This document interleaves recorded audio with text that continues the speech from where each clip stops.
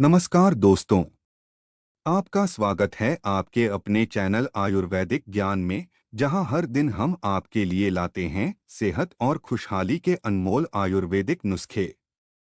आज का हमारा नुस्खा है रसोई की शान और आयुर्वेद का खजाना अदरक, जिसे आयुर्वेद में विश्व भेषज यानी दुनिया की महान औषधि कहा गया है।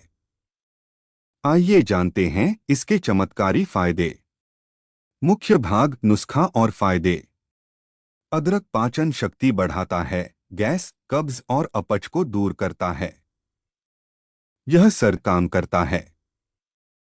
भोजन से पहले अदरक के छोटे टुकड़े पर नमक और नींबू डालकर खाने से भूख भी बढ़ती है और खाना भी आसानी से पचता है। अदरक की चाय तुलसी और शहद के साथ पीने से बलगम और गले का दर्द तुरंत दूर होता है। इसके अलावा अदरक जोड़ों के दर्द, सूजन और ब्लड सर्कुलेशन सुधारने में भी बेहद उपयोगी है। रोजाना अदरक का सेवन करने से शरीर रोगों से बचा रहता है और इम्यूनिटी हमेशा मजबूत बनी रहती है। तो दोस्तों, यह था आज का अद्भुत आयुर्वेदिक नुस्खा। अगर आपको यह जानकारी उपयोगी लगी तो वीडियो को लाइक और शेयर जरूर कीजिए।